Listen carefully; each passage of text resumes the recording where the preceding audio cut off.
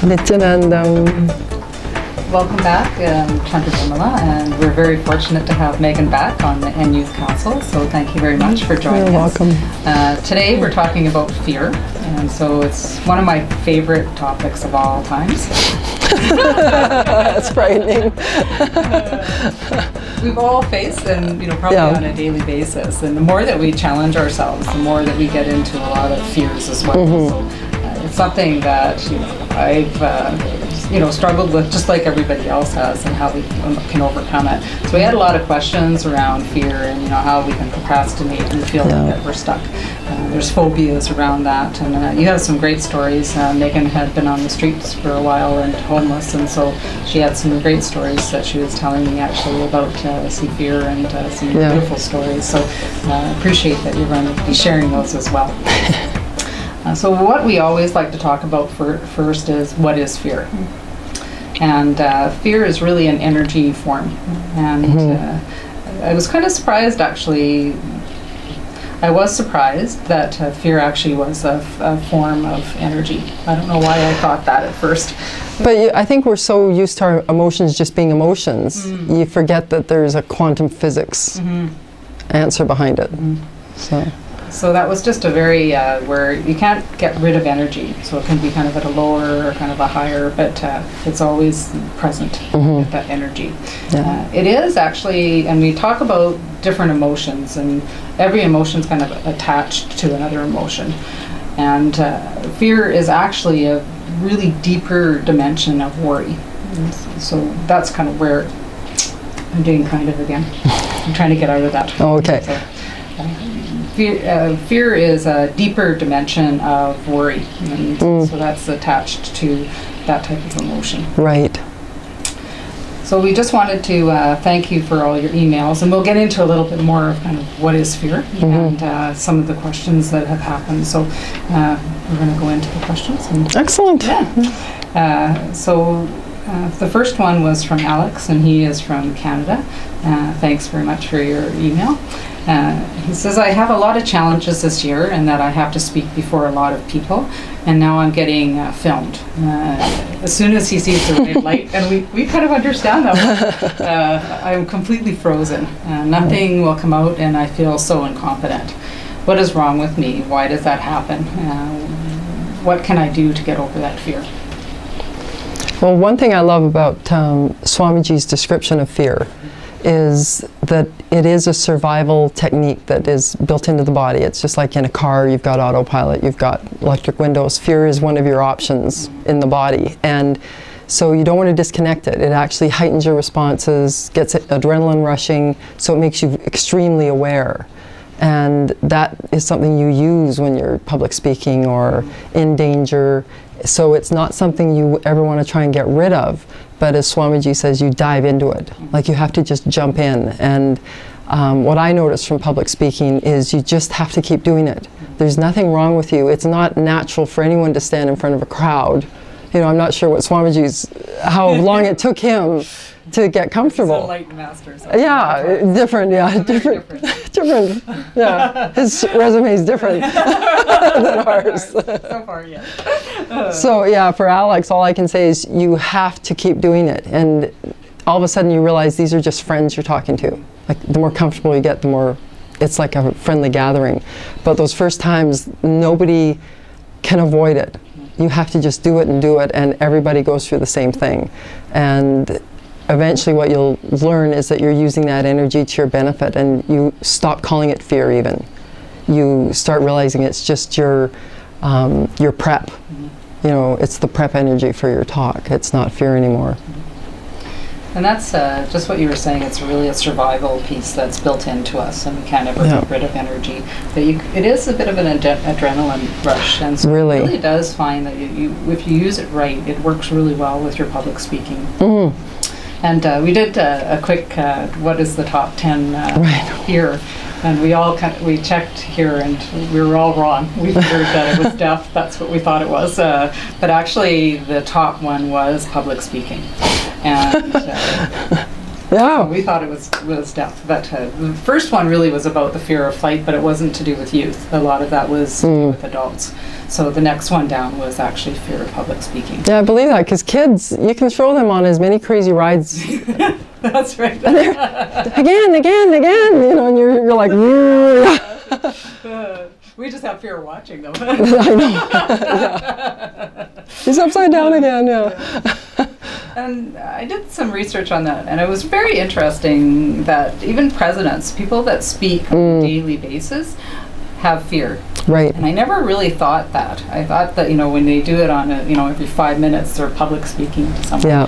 And they always say that they get, and everyone has a bit different from butterflies, you know, what we call that. It gets kind of up into the stomach, or you get sweaty, or, you know, you're fidgety. There's always something just before you go out to do public speaking. And that is a beautiful thing that some of them were saying, is that if they ever got rid of that, then they're going to stop. Yeah. Because it's really about something that they're passionate about, and it's a very natural thing to have that before you go out to do any public speaking or a camera that has a red light. How many people have fear just of a red light that comes on, and all of a sudden, it's very true. You know, when I first started, and I'm still working on it a little, is that as soon as the red light comes on, you just get mesmerized. I don't know anything. That's right. I think of anything. You know, 15 years of Stop looking at me. 15 years of counseling, I'm like, I don't know anything. So it's really very interesting, you know, how the body works and how the feeling works, but it's working with it. And once you get past it, it's just a beautiful feeling that you've accomplished something and that you keep to move forward. So I like what Swamiji says too, is that when you have fear, it means that you're living, and it means that you're putting yourself out and giving yourself to try different things. Right. If you have no fear, then it means that you're not putting yourself out to do anything. Well, he says the only person on the planet who has no fear is dead. You're in a graveyard. Or a dull life, like sitting there not doing anything. So fear is really, that's why I say it's such a beautiful emotion as well. It's because we're challenging ourselves. And that's just normal because it feels uncomfortable. And you grow, you literally, fear pops you, expands you past your barriers every time it happens. And I had to look for myself, you know, it's a new position for me, and I'm learning quite a lot as well. And, you know, like I said, I've had probably 15 years or more of different counseling, and it's like, why have I all of a sudden had no, thought I can't do anything? And it's really, when I thought more and I had read more, and Swamiji talks about it, is that it is part of an ego. And it's like either I lose my identity, or people, what they'll think of me. You know, as part of, you know, will they start laughing, or, you know, they're going to, you know, reject me or walk away, or you know, you won't have anyone viewing your, you know, you know, who I represent. So, you know, it's very important for us, and it's very interesting that, you know, it's this, what they call kind of passive ego that it's part of, that really is the background to a lot of fears that stop us. Yeah, so it's the ego telling you you should be afraid of this because it might get rid of me. And so it's just something of just remembering that if we don't give it a try, I mean, it's like I said before, it's like getting into an aircraft and being able to fly something. I mean, you're not able to. There's a lot of things that we have to learn and have to try, and, you know, some things work and some things don't. So it's really putting ourselves out and not procrastinating and just moving forward and giving it a try. And then we'll find out if, you know, I need to improve here and there. And I mean, you know, for ours, you know, we've been doing a lot of, you know, practicing and taping, or trying different things to improve different areas, and everyone does, you know. I don't think you see that. You think that you see, you know, people coming out and speaking beautifully, but you don't see how much practice or how much time that they put into it, or how long they procrastinated before they did it. When I was getting ready to shoot my first film, I was scared to death, and I was writing the memoir for a famous artist at the same time, and he had survived 3 concentration camps during the war, and after the war in Yugoslavia, during World War II, he was then in prison because he refused to become communist. So he had been through everything, you know, life-threatening, starved for years, and he's watching me all in a knot about making a film, and he's just watching me, and he went, "What's the worst that can happen?" And when you think about that, it's like, I'm not going to end up lying bleeding in the gutter because I tried to do something that I wasn't comfortable with. And that pushed me through. You know, just that simple question, what's the worst that could happen? You know, and I think You know, unless you're bungee jumping or jumping out of an airplane, one you might want to think twice.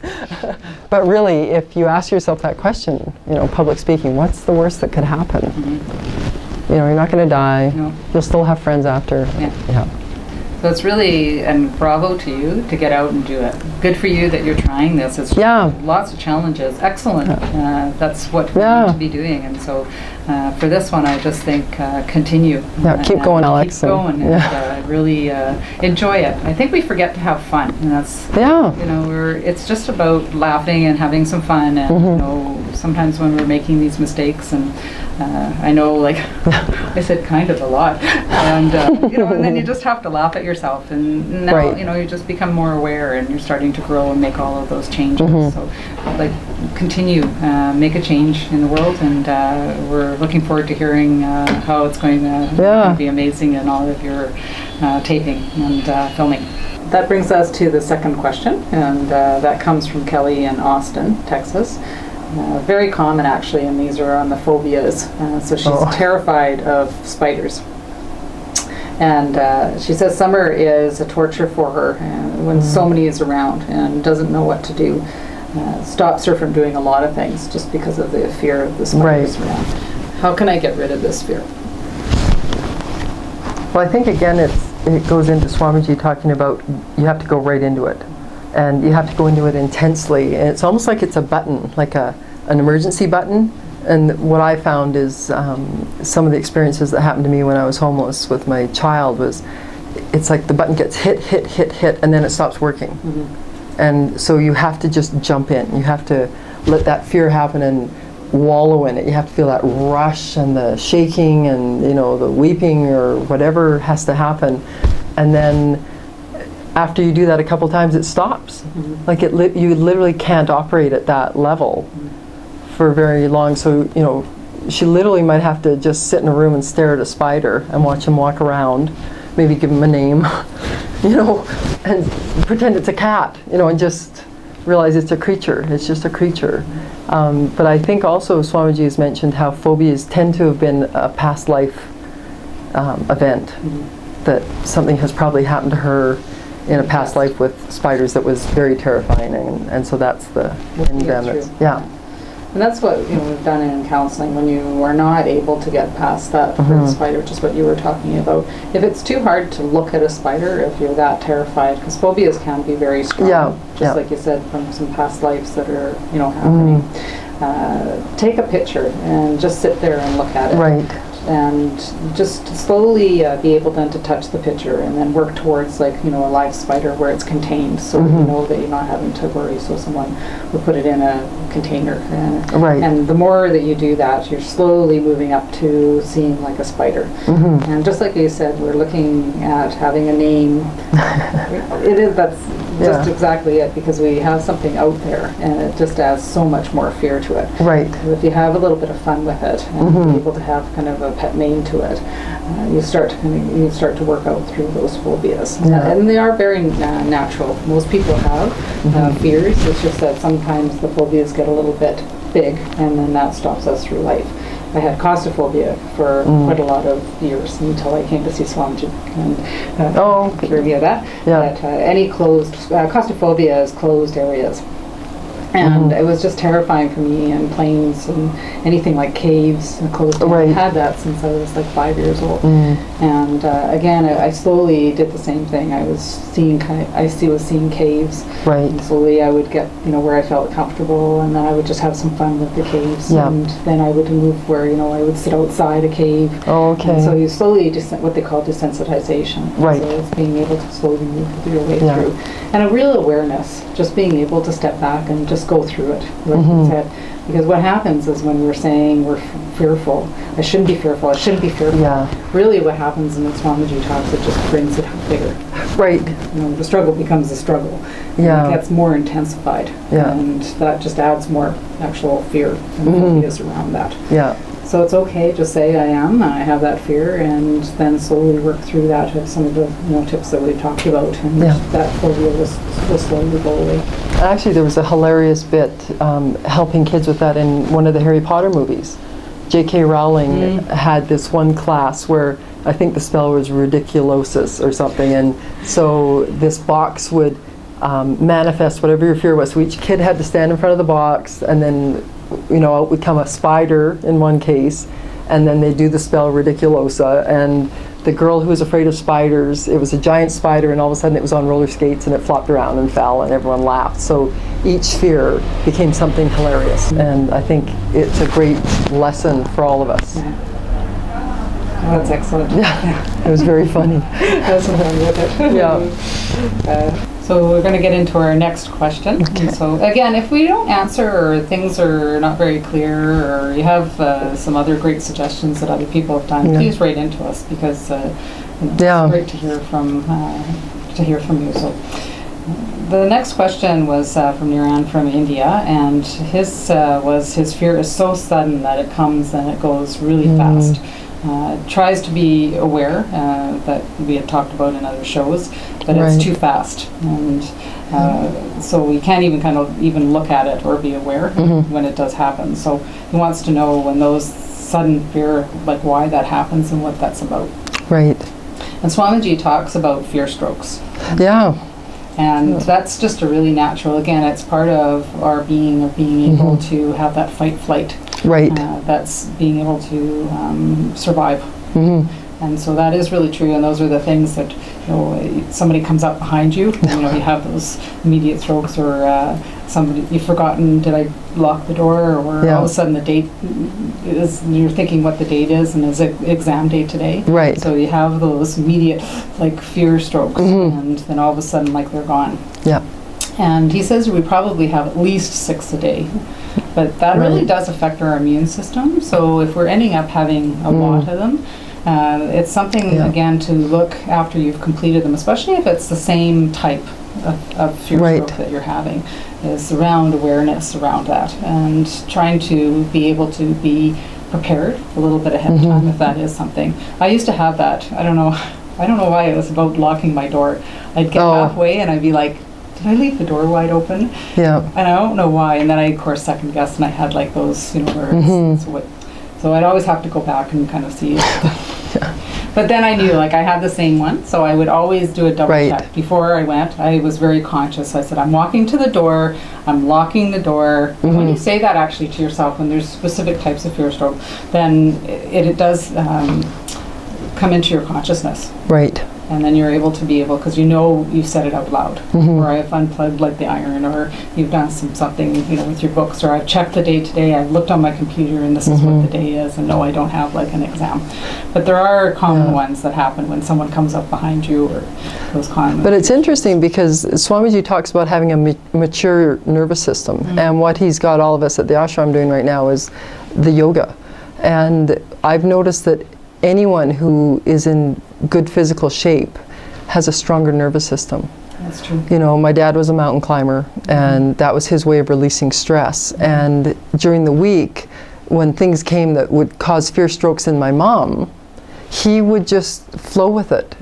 And it was literally a difference in physical conditioning. You know, he just could handle it. And I think people who underestimate, oh, I don't need to work out, or I don't need to be in shape, you know, I'm a mental person, they are more susceptible to fear strokes because it's just their nervous system isn't being built the way it is built during yoga, which is what Swamiji's pushing so heavily right now, that you can't attain enlightenment if you're not working out at the same time, which, you know, in the past everyone just thought, oh, I'll just go sit in a cave and meditate or sit on the beach.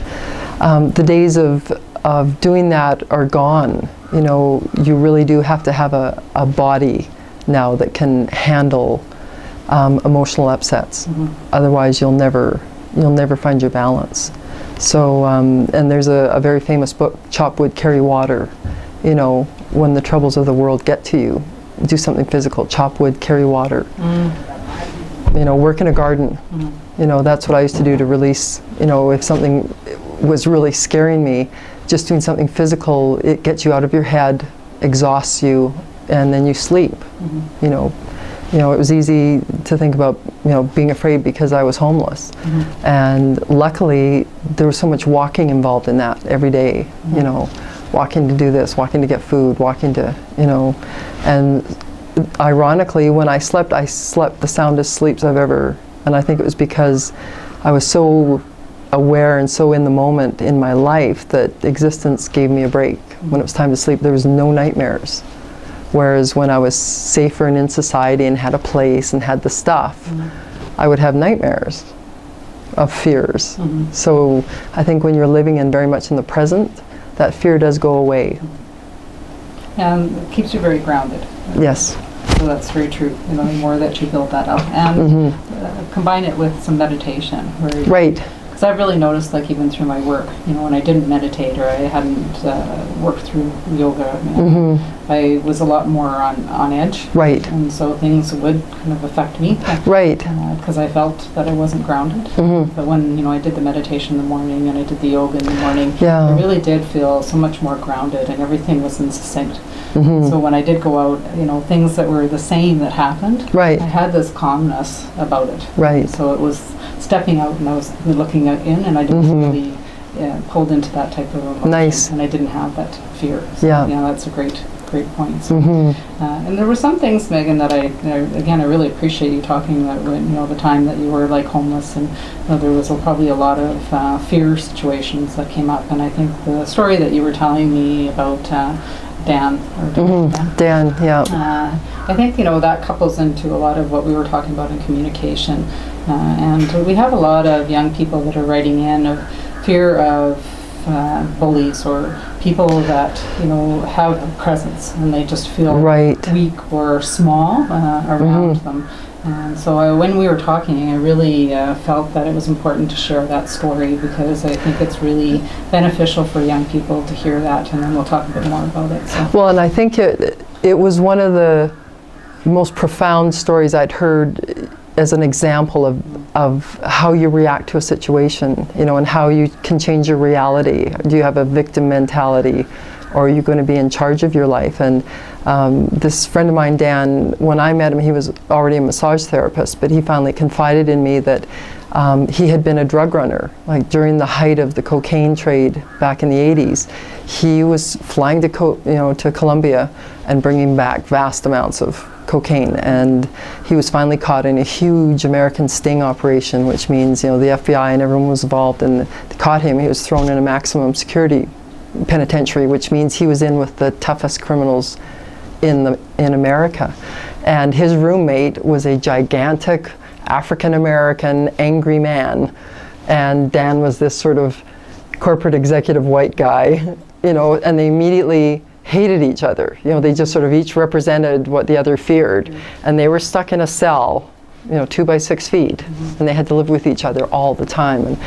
And maybe more than 2 by 6 feet. That might have been a little tight. Yeah, that's right. Small spaces. Yeah. How to solve your M-grams? You know? Put you all in a little room. So they were living with each other day after day after day, an hour in the yard. That was it. And one day there was a power outage, and the whole place went black, which also meant the guards couldn't see them. The security cameras were off. Everything was off. And this man had fashioned a knife out of something, a spoon.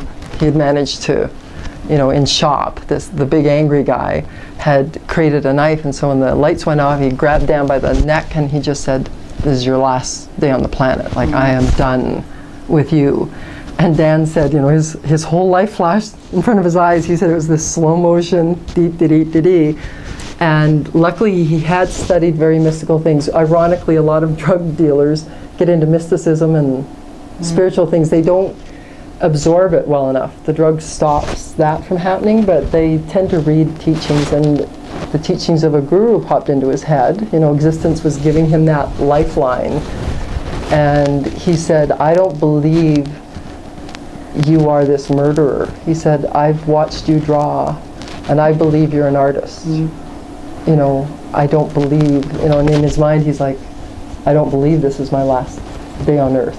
You know, and this big angry man just started crying like a child, and dropped the knife and dropped Dan, and the lights came on, and they sat and they talked for hours. And this man just poured his heart out. You know, he was a young artistic kid and got involved in a street gang, and he didn't have family, and so the gang brought him up. And your initiation is you have to kill somebody, and you know, it had led him to this position. And for this man to have spotted the artist in him was that click, as Swamiji said, it just unraveled him. And they ended up becoming friends and sort of mentoring each other. And when they both got out, and the one became a professional artist and continued to send Dan, you know, handmade greeting cards, and Dan became a healer, a massage therapist, and then got involved in Chinese medicine. So sometimes, you know, penitentiaries are an amazing grace, because they took two guys who were on exact wrong paths in life and stopped them, and gave them that opportunity to flip out of it. And you know, that's what we had been talking about when Mom Anisha was here, around communication and how we actually respond to an event. I think that we make a lot of assumptions about people, and it's really quick to make that that you know, they're either got a better life, or you know, there's something else that's going on, and a lot of times they have very rough lives, and so it's stepping back and being able to turn things, like you said, around. It's amazing how that usually can touch people and help them turn around. Yeah, and usually if someone's behaving badly, there's a lot of hurt going on. And like Swamiji says, the fear is, the next step from fear is anger. You know, and so if someone's angry, what are they afraid of? You know, if you can help them with what they're afraid of, maybe they'll, you know, one example we talked about was, you know, a kid comes home late, misses curfew, and the parent just goes nuts. Why, you know, and the child is, all they're seeing is anger from its parent, not realizing that the parent was scared to death that something had happened. There'd been an accident, or the child was dead. So that anger is masking deep fear. And absolutely. And so it's being able to, again, step back and really be able to be aware of the situation. Right. And that a lot of times really what fear is passive, and anger is an active. Right. And so a lot of times when that is happening, and the anger that's happening, it's that they're just active in the fear. And like I said, the fear is more the passive mode. Yeah. That's, no, thank you for sharing that. And is there any more stories? I want to share is actually Swamiji's. The one about, we were talking, yes. His big confrontation with fear was for a long time, his spiritual ritual around the Arunachala hill every morning. And this one morning he started just after midnight, and he was singing kirtans, and you know, headed out around the hill, and looked up, and there was a pack of hyenas, which, you know, are scavengers and will tear you apart in a second. And it jolted him so much that he said he let out a primal scream, like it was such a deep, strong, you know, blah, kind of scream. The energy like shot out of that. And he said all of a sudden a sannyasi appeared, an old man with a stick, scared the hyenas away. And as soon as the hyenas went away, the man vanished. But Swamiji said because he'd gone so deeply into it and let it be such a primal reaction, that it was gone.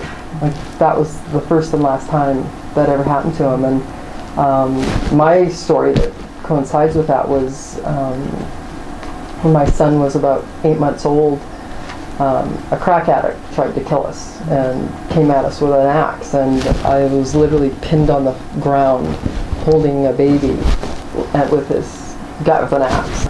Hill every morning, and this one morning he started just after midnight, and he was singing kirtans, and you know, headed out around the hill, and looked up, and there was a pack of hyenas, which, you know, are scavengers and will tear you apart in a second. And it jolted him so much that he said he let out a primal scream, like it was such a deep, strong, you know, blah, kind of scream. The energy like shot out of that. And he said all of a sudden a sannyasi appeared, an old man with a stick, scared the hyenas away. And as soon as the hyenas went away, the man vanished. But Swamiji said because he'd gone so deeply into it and let it be such a primal reaction, that it was gone. Like, that was the first and last time that ever happened to him. And My story that coincides with that was when my son was about 8 months old, a crack addict tried to kill us and came at us with an axe, and I was literally pinned on the ground holding a baby with this guy with an axe, and the sound that came out of me I've never heard before or since. It was this deep guttural roar, and the whole neighborhood heard it. Like, it was just the most bizarre noise to come out of me. And, you know, immediately everyone rushed, and, you know, the guy was pulled off, and it popped something out of me. And, you know, I can't use the term fearless, because as Swamiji says, we keep that fear as a tool. But it definitely, that rattling reaction to fear is gone. You know, it's sort of like I faced the most frightening thing that I could have imagined. And so now if, you know, someone comes up to me and goes, boo, I go, boo. Like, what, you're going to take me? So it's good to have that, like he says, go into it, let it shake you and rattle you and, you know, make your teeth shake, whatever. But if you sink into it completely, it's gone.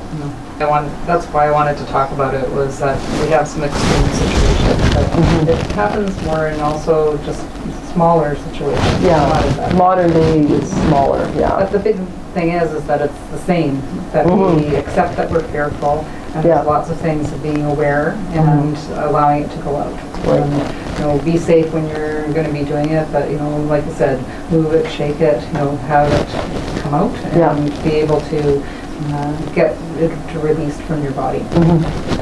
And like I said, some of them are smaller that may have to deal with the spiders. You know, you have the picture, and you're starting to kind of work through that phobia. So there's lots of things that we've talked about that, you know, different ways that we could work. You know, like I said, he's talking about meditation, that visualization, being really aware. So it was really nice to be able to talk about, you know, we all get into very, you know, difficult situations and extreme, to others that is kind of our day-to-day things. Right. And so there's lots of techniques and ways, but definitely just say that you're fearful, not trying to hold, and being able to be really aware around that. Some of them are, like we said, public speaking, you know, having the different things in space, a lot of times for around space area. So it's just, again, being able to do the visualization, slowly work your way through that. And other times around the public speaking, like we said, it's just putting yourself out there. Just stop procrastinating. It's, you know, just do it. Because it's always like, tomorrow I'll try, tomorrow I'll try. Tomorrow is today. Give it a try. You have nothing to lose. Well, and the other thing too is existence only gives you what you're capable of handling. Like the situations that happened to me came after years of consciously deciding to confront my fears, because I was raised by a very fearful mother. And so when I was young, I just started saying, I'm going to try that. I refuse to be afraid of that. So the first things I confronted were very small. Like existence didn't throw me into the axe-wielding crackhead, you know, when I was 10. So it only gives you what it knows you can cope with. And it's like when you're in grade 1, you get a grade 1 test. When you're in university, you get university tests. You're never given a university test in grade 1. So, you know, whether it's fear or worry or stress, you move up in increments. And existence is a very kind, gentle place. And even though I couldn't believe that I was ready for the things that were happening, I was. You know, dealt with it. Like at the end of the day, you're sort of like, oh, I'm still here. You know, nothing happened to me. You know, and every time that fear was right in my face, because I refused to be a victim, nothing ever happened. So it's really interesting, you know, standing face to face with those things and watching them dissipate. Yeah. That's hopefully that helps out. And, I hope. Yeah, and again, if you have any questions or you want more information, we're really happy to answer them, and we really do appreciate all of your emails. So thank you, Megan, for joining us. Thank you. It's always a real pleasure. And, so thank you for sharing. My pleasure. So we'll see you on our next show. Nithyananda.